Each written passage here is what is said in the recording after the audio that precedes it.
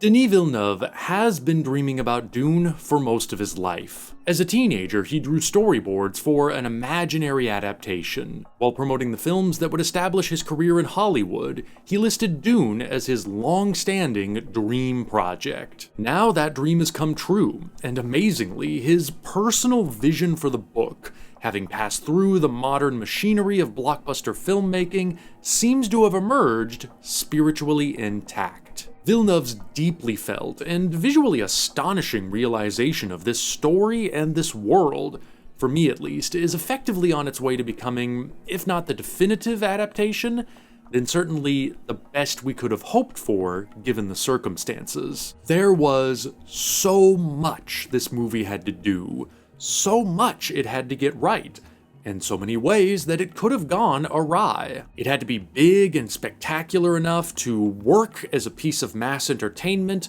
while staying focused and intimate enough to still connect with the emotions, the story, and the characters. It had to boil down Herbert's immense world and complex themes into something simple enough that would work for anyone who hadn't read the books, while also preserving a wealth of small details and subtext that would still satisfy the most hardcore fans. All things considered, Villeneuve did an incredible job. Dune Part 1 roughly covers the events of the first half of the book, the handover of Arrakis from House Harkonnen to House Atreides, Duke Leto's struggle to oversee spice production, the fall of House Atreides to the private machinations of Baron Harkonnen, and the so far unseen Emperor Shaddam, finally concluding with the flight of Paul and Lady Jessica into the deserts of Arrakis to join with the Fremen and begin assembling a retaliation. Even with Villeneuve and his team having made the wise decision to split their adaptation into two parts, there's still an overwhelming amount of information that has to be conveyed in just this one movie. Many characters, a great deal of plot, much world building to establish, and it has to happen without slowing down the narrative. This is something both of the previous adaptations struggled with. Lynch's Dune tried to cover everything in a single film, which made it difficult to follow and distanced us from the characters. Harrison's Dune had the luxury of spacing events out over the course of a 5-hour miniseries, which allowed him to explore the world more in depth, but also had the effect of making the narrative feel sluggish. Villeneuve has managed the best balance of all these adaptations. The narrative is crystal clear and absorbing, the film stays close to its characters and their personalities, and the world, though greatly simplified compared to the book, is still seen with remarkable depth and nuance. Villeneuve accomplishes this by reducing expository dialogue to only what is necessary for conveying the plot. The rest he builds through design, atmosphere, and methods of purely visual storytelling. The film is gorgeously designed and awe-inspiring in its scale, but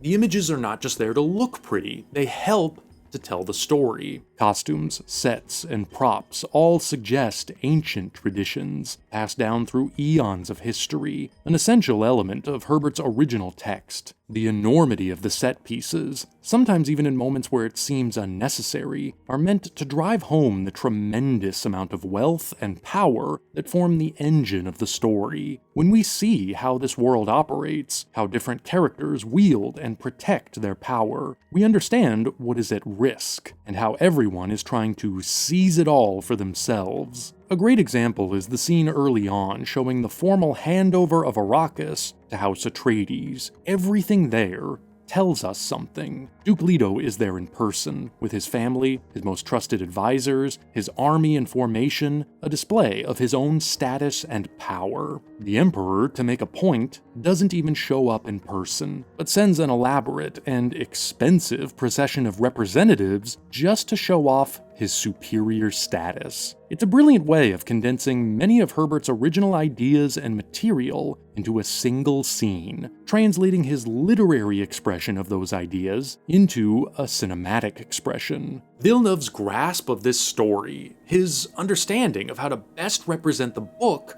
as an arresting visual and oral experience, is apparent from the very first moments. Before we even see a studio logo appear, we're greeted by some kind of booming and resonant voice that tells us, in a language unlike any we've heard, that dreams are messages from the deep. perfectly setting the tone and grabbing the audience's attention. We immediately feel confident we're in the hands of a visionary, and the film that follows delivers on that. What's most impressive, though, is that Villeneuve has succeeded in investing Herbert's story with a real and convincing sense of dramatic weight. There's a lot, conceptually, that could have come off as silly, and has in previous adaptations. The shields, the Bene Gesserit voice, the mystical properties of the spice, even the giant worms that form such an iconic part of the book. When any of it is done poorly, it blocks our ability to become fully invested. Villeneuve never missteps, and that makes a big difference. It's not just that he's faithful to the book, or that he's made such a skillful piece of spectacle filmmaking. It's that he makes us feel the emotions of the book with fresh immediacy. The center of the movie is Paul, and it's essential that every step of his journey be an experience of genuine emotional impact. His fear when he is put through his pain trial, his dislocation as he adjusts to a harsh new environment, his strange sense of wonder at the desert and the Fremen, his reaction to the spice and the worms, his almost total loss of friend and family, the vanishing of the privilege he has known his whole life, the beginning of his rebirth as something more powerful and potentially more dangerous than anything this ruthless world has ever seen before. If we don't feel the immensity of these events, if we don't sense the terrifyingly godlike perils the young and inexperienced Paul is up against, then the whole film simply doesn't work. That is Villeneuve's best achievement here. He finds those emotions, he brings them to life, and they connect. Right now, Villeneuve's challenge is still only half over. Part 2 is coming up, and it's going to have just as difficult a job to accomplish. Part 1 has successfully set up many of the key ideas of the book. Part 2 is going to have to follow through on them. And if it does, Villeneuve has stated that he'd like to go even further and adapt the novel's first sequel, Dune Messiah, to round out a trilogy portraying Paul's complete journey. It remains a tremendous endeavor, and there's always a lot that can go wrong. The prequel miniseries, Dune the Sisterhood, is apparently facing its own share of hardships, and may not see a release for quite some time yet. I'm cautious, yet optimistic. Villeneuve has set up something truly amazing with Part 1. I'm looking forward to seeing whether Part 2 lives up to that potential.